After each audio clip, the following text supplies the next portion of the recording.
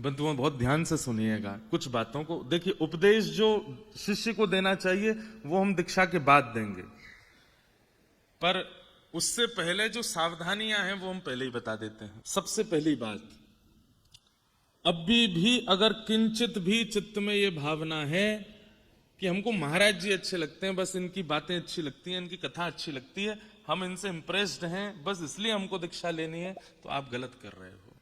नहीं, दीक्षा तब लेनी है जब ये विश्वास चित्त में आ चुका है कि ये कह देंगे वो मेरे लिए पत्थर की लकीर है। ये अगर आज्ञा कर देंगे कि इस नियम का धारण करना है, तो उस नियम को धारण करने में मुझे दूसरी बार विचार नहीं करना पड़ेगा। महाराज जी के आज्ञानुसार किसी भी क्रिया को करने में हमको किंचित कोई दोबारा सोचने की इच्छा नहीं है।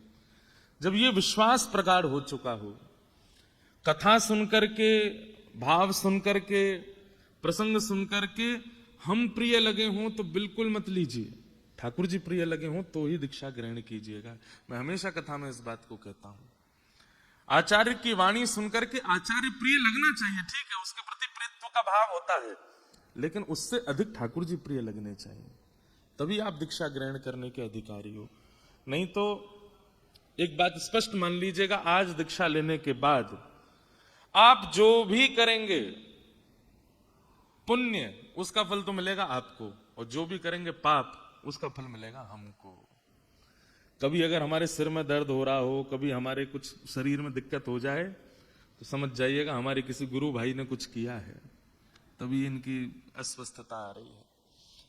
तो इसलिए बहुत दायित्व वाली, ये कहने वाली बात अब लोग बाग इतने सब जगह से कह रहे हैं, बोले 7 लाख रजिस्ट्रेशन। मैं तो उस समय चक्कर खा के गिर गया, मैंने कि 7 लाख में से 1 लाख ने भी अनुचित किया तो मेरा क्या होगा। तो वो तो एक बात है। अभी भी जितने लोग बाहर खड़े हैं वो थोड़ी देर तो सुन लो भैया, फिर चले जाना। हाँ, दीक्षा के क्रम फिर वो जो यहाँ विराजमान है, क्योंकि अत्यंत गोपनीय रहस्य है, उसको ज्यादा प्रकाशित उद्घाटित नहीं करना है।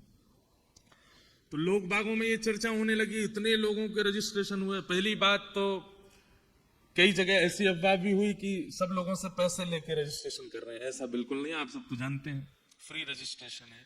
रजिस्ट्रेशन करने का कारण इसीलिए था क्योंकि मुझे कहीं ना कहीं अंदेशा था कि संख्या बहुत हो जाएगी, और रजिस्ट्रेशन एक प्रक्रिया है।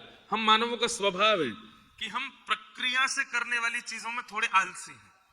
सहज अगर हम बोल दें कि सीधे फोगला आश्रम आ जाओ, आके दीक्षा ले जाओ, तो यहाँ इतनी भीड़ होती कि तन रखने की जगह नहीं। इसलिए हमने एक प्रक्रिया बनाई कि चलो थोड़ा आदमी को आरकस आएगा, आलस आएगा, तो जिसके मन में भाव नहीं है वो करेगा ही नहीं।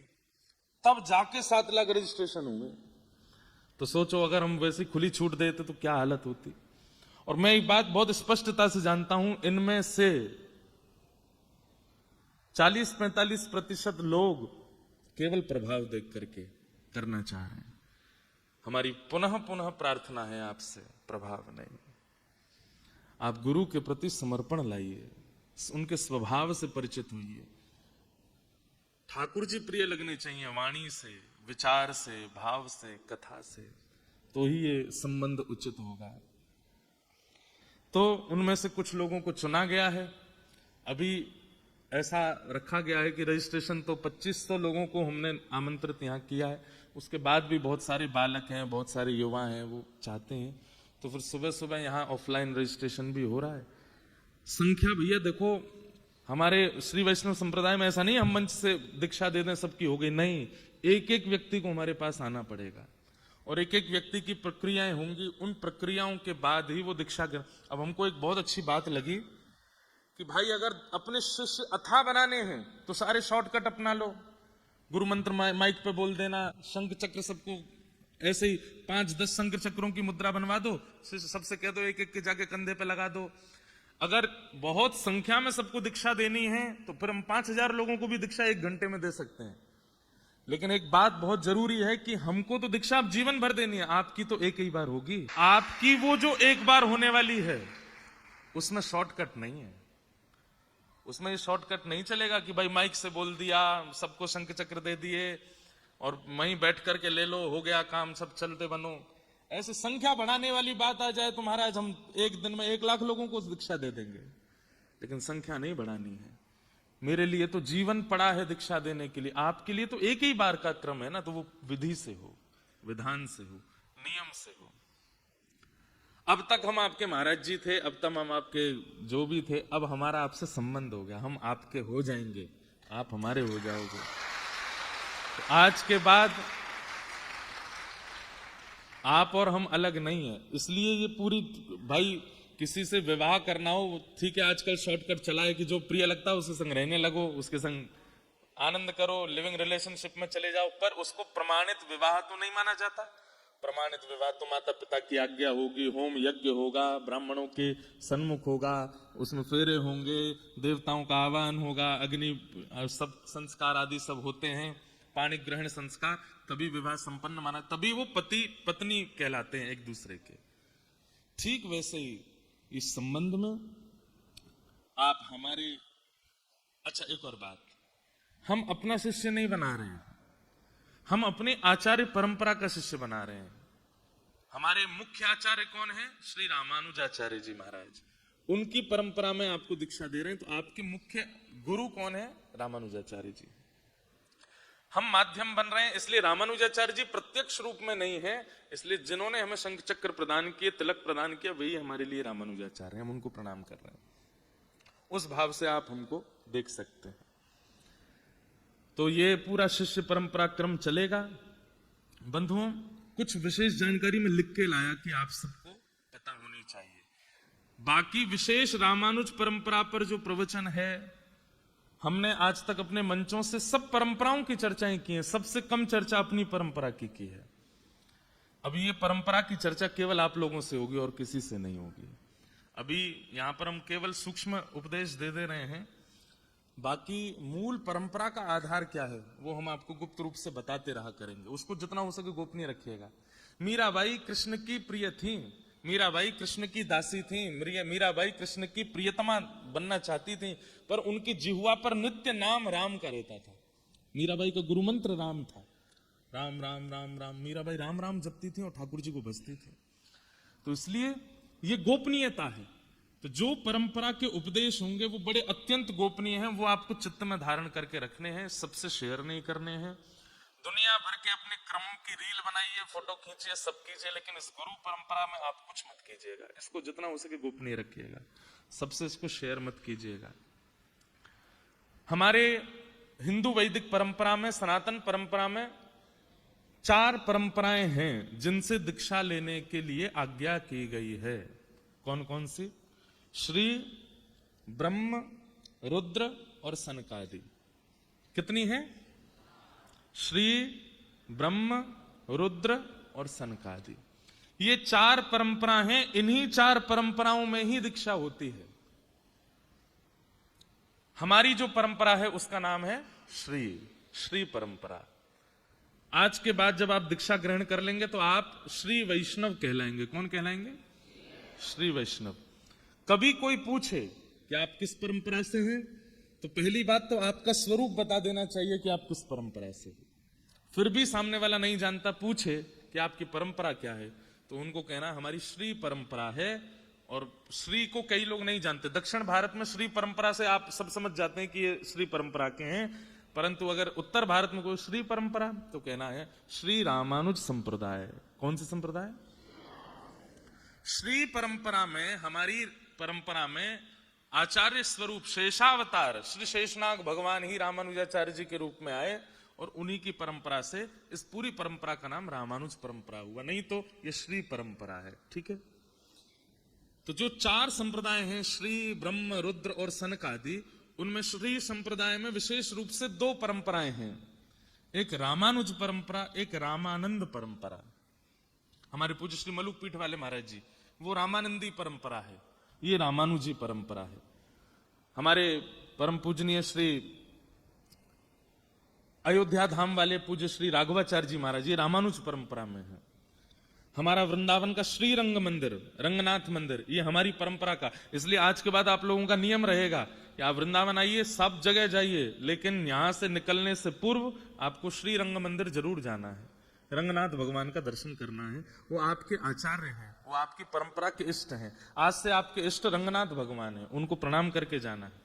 उसका विस्तार में और बताऊंगा कहां कहां हमारे इष्ट हैं। तो श्री परंपरा में रामानुज और रामानंद परंपरा विशेष रूप से है। दूसरी परंपरा है ब्रह्म परंपरा। ब्रह्म परंपरा में माध्व परंपरा है, जिनमें हमारे गौड़िया वैष्णवाचार्य होते हैं। तो माध्व परंपरा दक्षिण में है, उन्हीं की शाखा गौड़िया वैष्णव परंपरा हुई, जहां हरे कृष्ण महामंत्र की ज्यादा प्रधानता है। तो ये माध्व परंपरा है। श्री ब्रह्म और तीसरे आए रुद्र।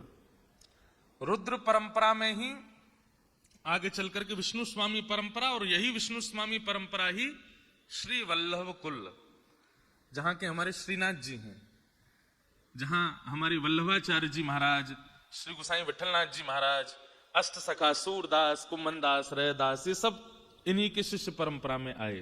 तो वल्लभ कुल जो है ये रुद्र परंपरा के अंतर्गत है। और फिर हमारी चौथी परंपरा आती है सनकादि। सनकादि परंपरा में ही निम्बार्क संप्रदाय, और निम्बार्क संप्रदाय की ही शाखा आगे चल करके हमारे वृंदावन में हरिदासी, जो हरिदास परंपरा है, ये कहां से प्रारंभ हुई? ये निम्बार्क परंपरा से ही प्रारंभ हुई। तो ये चार परंपरा हैं, श्री, ब्रह्म, रुद्र और सनकादि। हमारी परंपरा कौन सी है? श्री। अब ये याद रहेगी चीज।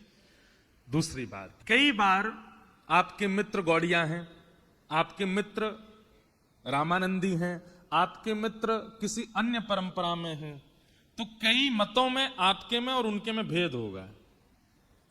आपको चाहिए उनके मत का सम्मान कीजिए, लेकिन अपने मत का पालन कीजिए। कई बार ऐसा होता है कि आप दूसरे के मत को जब देखते हैं तो उसका मत प्रिय लगने लग जाता है, और उसकी प्रियता में आकर के आपको लगता है कि हमारे मत में तो ऐसा नहीं है, हम ये करके देख लें। नहीं, हमारी आप कथा सुनते हैं, हम हितरवंश महाप्रभु का चरित्र भी कहते हैं, स्वामी श्री हरदास जी का चरित्र भी कहते हैं, हम चैतन्य महाप्रभु के भाव भी सुनते हैं, हम शंकराचार्य जी के भाव भी सुनाते हैं, लेकिन पालन करने की जब बात आएगी तो अपनी परंपरा का पालन करेंगे, जो हमारी परंपरा में निर्देशित है। समझ में आई बात? अब मान लीजिए आपका कोई हरिदासी मित्र है जो हरिदास परंपरा में है। अब हरिदास परंपरा का वो जो मित्र है, हरिदास परंपरा में एकादशी नहीं होती। अब वो तो खा रहे हैं आपके सामने रोटी, चावल, दाल, सब्जी, और आप व्रत करके बैठे हो। और क्या बताएं, हमारी परंपरा में तो एकादशी करनी पड़ती है भैया, यार हम भी तुम्हारी जैसे होते, खूब चकाचक खाते। उसी समय आपके इस दुर्भाव का दोष हमको लगेगा कि हमने क्यों दीक्षा दी, जब आपको परंपरा के नियमों में रुझान नहीं था। तो ठीक है, तो कभी भी किसी परंपरा के मत वाले का, अच्छा एक तो हो गई ये बात। दूसरी क्या होती, अरे तुम एकादशी नहीं करते हैं, तुम्हारे यहाँ एकादशी नहीं होती, राम राम राम, ये कोई नियम नहीं। किसी की अवहेलना भी नहीं करनी है, और किसी की परंपरा पर रीच करके अपनी परंपरा का त्याग भी नहीं करना है। ठीक है, अपना मानिए, सबको जानिए, ये भाव होना चाहिए। भाई जैसे ब्याह होने के बाद में अब पत्नी दूसरों के घरों की बात अगर अपने, उसके घर में तो ऐसा होता है, उसके तो कलेश ही बनेगा। आपके घर का जो नियम है आप उसका पालन करो। कई 2-3 माताओं को मैंने देखा, उबासी आ रही है, कथा में उबासी ले लेना, इस उपदेश में उबासी मत लीजिएगा। यहां बिल्कुल सावधानी से बैठिए। ये हम बार बार सावधानी इसलिए कर रहे हैं, आपका कुछ नहीं होगा, हमारी लाज रखना भैया, हाथ जोड़ के आपसे प्रार्थना है, बहुत ध्यान से सुनिए। तो सब परंपराओं का भाव रखिए, लेकिन अपनी परंपरा का। अब देखो, जैसे हमारी परंपरा में एक नियम है, क्या? हमारे यहां तुलसी पहनते हैं, पर तुलसी जी का धारण कई स्थितियों में नहीं करते। जैसे आप शौच के लिए जाएंगे, उस समय आप तुलसी धारण नहीं कर सकते। आप अपवित्र अवस्था में तुलसी धारण नहीं। अब कई परंपराओं में नियम क्या है, बोले सोते समय, स्नान करते समय, हर समय तुलसी कंठ में होनी चाहिए, पता नहीं कब प्राण चले जाएं, इसलिए तुलसी का सदैव धारण होना चाहिए। अब उनकी परंपरा को प्रणाम है, पर हमारी परंपरा में नियम है, अगर आप शौच के लिए जा रहे हैं, अगर आप अपवित्र स्थान पर जा रहे हैं, तो उस समय हमारे लिए, क्योंकि श्री देवी, भूदेवी और श्री तुलसी देवी ये ठाकुर जी की हैं, हमारी परंपरा में कल्याण की प्रार्थना नहीं की जाती है कि हे तुलसी मैया आप मेरे कंठ पर है कि मेरा कल्याण करो। नहीं, हमारे यहाँ प्रार्थना है ही नहीं। हम ठाकुर जी से निवेदन नहीं कर सकते, जैसे राखो तैसे रहूं, आपको इच्छा हो तो मेरे पर कृपा करना, मैं आपको जबरदस्ती हठपूर्वक कंठ में पहन करके नहीं डोलूंगा। इसलिए हमारी परंपरा में कई लोग मुझे टोकते, आपकी कंठी नहीं है। हमारी परंपरा में कंठी पहनते हैं, पर उसके नियम हैं। इसलिए अब इस परंपरा को आपको फिर इसका सम्मान करना पड़ेगा कि भाई श्री वैष्णव परंपरा में अगर ये नियम आचार्यों ने बताया है तो आचार्यों की बात हमको माननी पड़ेगी। आप एकादशी नहीं करते, हमारे यहाँ तुलसी धारण हर स्थिति में नहीं करते।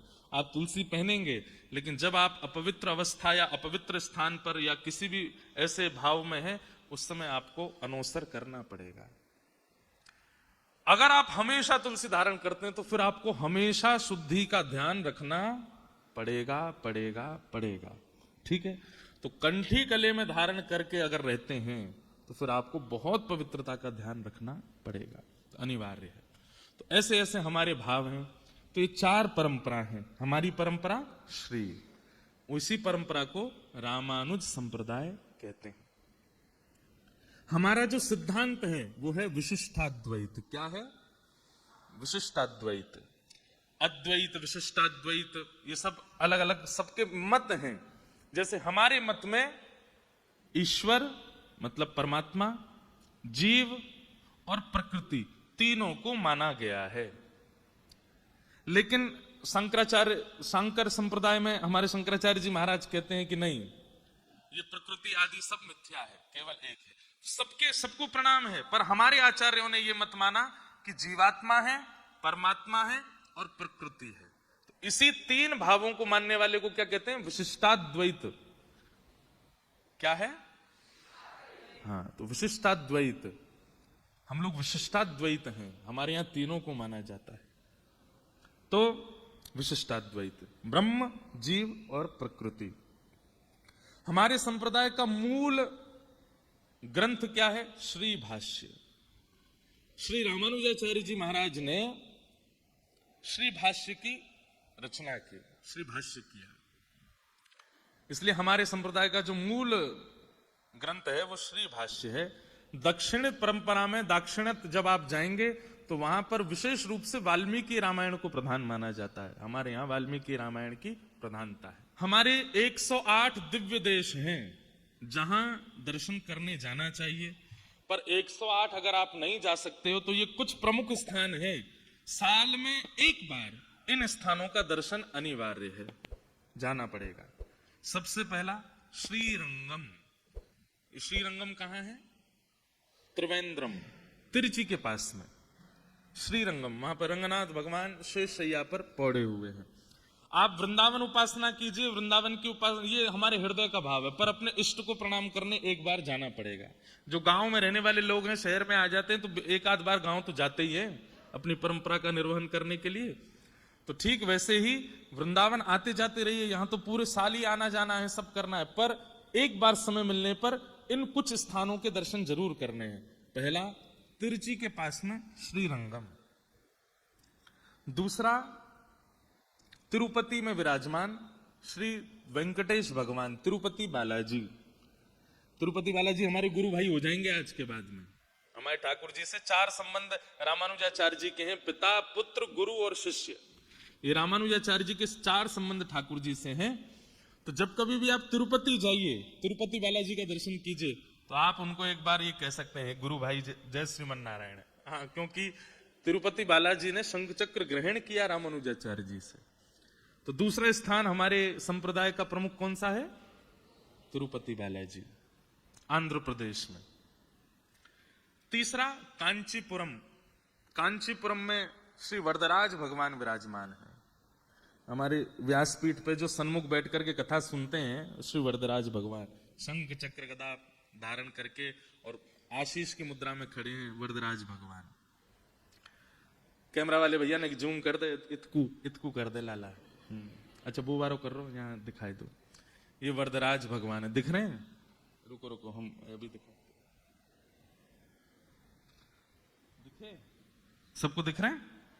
ये वरदराज भगवान है। अब देखो, कांचीपुरम जो है वहां पर वरदराज भगवान विराजमान है, उनके दर्शन होते हैं। लेकिन आपने 2-3 साल पहले एक खबर सुनी होगी कि एक भगवान 40 साल बाद जल से बाहर आए हैं और 40 साल बाद उनका दर्शन हुआ केवल 40 दिनों के लिए या 20 दिनों के लिए केवल उनके दर्शन हुए, किलोमीटरों लंबी लाइन थी, और वो फिर से जल में चले गए। अब 40 साल बाद दर्शन होगा उनका फिर से। ये कांचीपुरम के हमारे इष्ट ठाकुर जी हैं। तो अब हम लोगों को दर्शन कम से कम 35 साल बाद होंगे उनके। तो अभी वहां वरदराज भगवान विराजमान है, लेकिन जलाशय में, सरोवर में विराजमान ठाकुर जी, वो 40 साल के अंदर ही उनका दर्शन होता है। कांचीपुरम में ये हमारे संप्रदाय का प्रमुख स्थान है। और अंतिम स्थान है मेलकोटा, वहां पे आप जा सकते हैं। अब ये मतलब ऐसा नहीं है कि प्रमुख है, पर ये सब आप जा सकते हैं, इसलिए बता। अभी अभी हम होकर के आए हैं, तिरुवनंतपुरम में है श्री पद्मनाभ भगवान, वो भी हमारे संप्रदाय के ठाकुर जी हैं। तो इस प्रकार से ये कुछ प्रमुख स्थान है, यहाँ आप लोगों को जाना चाहिए। साल में एक बार, 2 साल में एक बार, जब आपको अवसर लगे जरूर जाइए। तो ये हमारी संप्रदाय की कुछ हल्की फुल्की जानकारी है। पूर्ण जानकारी तो आप लोगों को विशेष रूप से हम देंगे। उसके लिए जयपुर में जो कथा होने वाली है भक्तमाल जी की इस वर्ष, वो आप लोग विस्तार से श्रवण कीजिएगा। इस बार हम श्रीमद रामानुजाचार्य जी का चरित्र वहां सुनाएंगे और अपनी परंपरा की पूर्ण जानकारी वहां सबको देंगे। हमारे श्री वैष्णव संप्रदाय में 5 संस्कार होते हैं। कौन कौन से 5 संस्कार हैं? सबसे पहला तप्त, दूसरा पुंड्र, तीसरा नाम, चौथा मंत्र और 5वां याग। ये 5 संस्कार सबके होंगे, जितने विराजमान हैं, चाहे वो माताएं, बहनें हैं, भाई लोग हैं, सबके होंगे। बहुत ध्यान से सुनिएगा। सबसे पहला संस्कार होगा आपका तप्त संस्कार। तप्त संस्कार में क्या होगा?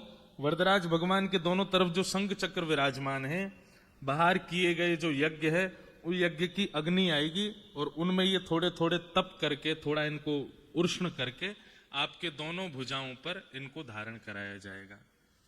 वैसे तो बहुत तप्त धारण करते हैं, लेकिन हम ज्यादा तप्त तो नहीं देंगे, पर इतने तप्त होते हैं कि इनका जो चिन्ह है, फिर वो चिन्ह यहाँ अंकित हो जाता है, शंख चक्र यहाँ विराजमान हो जाते हैं। कई जगह शीतल दीक्षा दी जाती है, जैसे हमारी निम्बार्क परंपरा में शीतल दीक्षा दी जाती है, दक्षिण में माधव परंपरा में तप्त दीक्षा दी जाती है। ऐसे सब परंपराएं हैं, पर हम लोग तप्त दीक्षा लेंगे। तो यहाँ पर बाहर यज्ञ की अग्नि आएंगी, उनमें थोड़े थोड़े तप्त होकर के फिर आपके दोनों भुजाओं पर, वैसे तो कंधे पर होता है, भाई लोगों को कंधे पर होगा और हमारी माताओं को, बहनों को यहाँ भुजा के ऊपर होगा। इसलिए हमने निवेदन किया था कि आप ऐसे वस्त्र पहनिएगा कि ये ऊपर करने में यहाँ पर अनुचित ना लगे। तो यहाँ पर धारण होगा, भाई लोगों को इधर धारण होगा। देखो हमारा शंख दिख रहा है सबको, यहाँ शंख विराजमान है। दिखा दे भैया लाला। अच्छा वो तुम यार उस पर ही इशारा कर दे, तो वो दिखाए। वो ये शंख विराजमान है, दर्शन हो रहे हैं? ये देखो, यहां शंख है, इधर चक्र है। इनके लिए 2 बातें ध्यान रखिएगा। तप्त मुद्रा देने के बाद में आपके यहाँ चंदन लगा दिया जाएगा, ताकि थोड़ा जलन ना। इतने गर्म देंगे ही नहीं हम, वो चिंता नहीं करना, बहुत हल्का सा देंगे। और वैसे गर्म मिल जाए तो अच्छी बात है। ये मुद्राएं धारण जैसी होंगी, कल जब आप स्नान करेंगे तो अगर मुद्रा बन जाए तो फिर नारायण भगवान का थोड़ा नृत्य कर लेना, नाच लेना। देखो मुद्रा प्रकट हो गई, ठाकुर जी ने अपने शंख चक्र हमको प्रदान कर दिए। इन मुद्राओं का मतलब है साक्षात ठाकुर जी अब हमारे अंदर विराजमान है, शंख चक्र लेकर के बैठे। अगर मुद्रा धारण हो जाती है तो इस पर साबुन नहीं लगाना कम से कम 3-4 दिन तक, और जोर से इसको रगड़ना नहीं। जल पड़े पर उसके बाद फिर जल ऐसे बस उसको सुखा लीजिएगा स्नान के बाद में, और फिर चंदन लगा करके, जो आपको चंदन मिलेगा वो इस पर रोज लगा लिया करना। 2-3 दिन तक ये धारण करना। अगर अच्छे से मुद्रा आ गई तो 35 साल तक मुद्राएं जाएंगी नहीं, ये मुद्रा रहेंगी। ये ऐसे ये काली नहीं पड़ेंगी। ये आपकी, जैसे कई बार होता है ना शरीर में आकृति बन जाती है, ऐसी इनकी आकृति बन जाएगी। अच्छा, एक हम अभी गए थे, हमारे जो परंपरा है रामानुज परंपरा में 8 गद्दियां हैं। 8 गद्दियों में जो प्रमुख गद्दी है तोताद्री गद्दी, जिस गद्दी से हम आप सब लोग हैं, वहां के आचार्य ने एक बात बताई, अगर शिष्य अपने नियमों का पालन करता है तो ये मुद्राएं लंबे काल तक रहती हैं, जाती नहीं है। तो ये मुद्राओं का नित्य रहना इस बात का प्रमाण होगा कि आप नियम का पालन कर रहे हो, है ना। ये एक ही बार होंगी, तो पहले पंच संस्कारों में पहला संस्कार क्या है? तप्त। दूसरा संस्कार होगा पुंड्र, इसको कहते हैं ऊर्ध्व पुंड, जो हमने तिलक धारण किया है। सबको तिलक हम प्रदान करेंगे। एक बात आप सुन लीजिए, हमारे वृंदावन में एक नियम चल गया है कि बाहर रोडों पर लोग सबको तिलक लगा, आप उनसे दीक्षा ले रहे हो एक प्रकार से। वो तिलक धारण नहीं करना है। वो तिलक धारण क्यों कराते हैं? क्योंकि सूना माथा देखते हैं आपका, इसलिए स्वयं ही तिलक धारण करना। आज हम तिलक दे देंगे, उसके बाद आप लोगों को स्वयं तिलक पहनना है नित्य। भाई लोगों को ये पूर्ण तिलक होगा जिसमें बीच में श्री है, इधर भगवान के दोनों चरण हैं और नीचे आसन है। भाई लोगों को इतना होगा, हमारी बहनों को बीच में श्री और नीचे वी शेप में छोटा सा आसन होगा, उस पे ये तिलक धारण। तो नित्य आपको तिलक अवश्य धारण करना है। तो दूसरा संस्कार होगा पुंड्र। और तीसरा संस्कार क्या होगा? आपका हम नामकरण करेंगे। जो आज तक आपका नाम है, जो आपका नाम है आकर के यहां बताओगे हमारा ये नाम है। फिर या तो हम उसी नाम को थोड़ा मॉडिफाई कर देंगे अपनी परंपरा के अनुसार। जब कभी भी आप ठाकुर जी के सन्मुख जाओगे तो फिर अपने उसी नाम को बोल करके प्रणाम करना। आपका नाम वही रहेगा जो आपका है, पर गुरु ने जो आपको नाम दिया है, जब जब गुरु जी के सामने आना है या जब जब आचार्य सन्निधि जानी है, जब जब ठाकुर जी के सन्मुख जाना है, अपना वही नाम लेना है जो गुरु जी ने दिया है, जो गुरु आज्ञा से मिला है। तो पंच संस्कारों में पहला संस्कार तप्त, दूसरा संस्कार पुंड्र, तीसरा संस्कार नाम और चौथा संस्कार होगा मंत्र। हमारे श्री वैष्णव परंपरा में 3 मंत्र हैं, मूल मंत्र, द्वय मंत्र और आर्ष मंत्र। ये 3 मंत्र आपको प्रदान किए जाएंगे। उनकी कैसे, वो सब हम दीक्षा जब हो जाएगी उसकी व्याख्या उसके बाद करेंगे। लाइव वाइव सब बंद हो जाएगा, जो दीक्षा नहीं ले रहे हैं सब बाहर चले जाएंगे, जो यहाँ व्यवस्था में भी हैं वो भी नहीं रहेंगे, तब उसकी पूरी विधि बताएंगे। और अंतिम संस्कार होगा याग। वरदराज भगवान आपके शीश पर पधराए जाएंगे जब आप सामने दीक्षा हो जाएगी आपके। वैसे तो जो गुरु जी के सेवा के ठाकुर जी हैं उनको पधराया जाता है, पर हमारे गिरधर लाल जी उठे ही नहीं, सो ही रहे अभी तान दुपट्टा। तो हमारे लाल जी बड़ी जल्दी श्रमित हो जाता है, बार बार उठा के सबके सिर पे धराऊंगा, मैं खावे पीवे आ रहा हूँ, ये सब मत करा। उनके प्रतिनिधि स्वरूप में वरदराज भगवान आए हैं। लेकिन कभी ऐसा लगेगा तो फिर गुरु पूर्णिमा पर यार कभी ऐसा कुछ बनाएंगे कि कभी कभी श्री गिरधर लाल जी को पधराया करेंगे शीश पर। और एक बात बताएं, जितने शिष्य परंपरा में आते जा रहे हैं आप सबको एक अधिकार प्राप्त होगा कि आप गिरधर लाल जी का जब जब उत्सव हो या जब जब आपके शहर में कथा हो आप आइएगा, आप उनका स्पर्श कर पाओगे, उनके उनके चरण स्पर्श का, केवल चरण स्पर्श का अधिकार प्राप्त होगा और हमारे चरण स्पर्श का भी। तो बाकी तो ये बात शास्त्रीय है कि गुरु के अलावा चरण स्पर्श नहीं करने चाहिए। माता पिता के करो, गुरु के करो, बाकी आचार्यों को दंडवत प्रणाम करो दूर से, पर स्पर्श करके प्रणाम का अधिकार तो केवल आचार्य को, गुरु को है। तो गुरु को भी आप प्रणाम कर, आप आकर के अपना नाम बोलेंगे जब भी आपके कहना तो हम तुरंत अपने चरण आकर लो भाई छू लो, तुम तो हमारे शिष्य हो। और दूसरा अधिकार, जब जब लाल जी की उत्सव होंगे हमसे आज्ञा लेकर के, अगर हम आज्ञा देंगे तो आप लाल जी के सेवा कर सकते हो, उनको स्पर्श कर सकते हो, तो ये अधिकार आपको प्राप्त हो जाएगा। तो ये पंच संस्कार हैं, कौन कौन से? तप्त, पुंड्र, नाम, मंत्र और याग। अब एक चीज है इसमें विशेष रूप से, किसी एक अपनी दुर्विचार या दुर्व्यवहार का जैसे ही ठाकुर जी आपके सिर पर पधराए जाएंगे आपको त्याग करना है।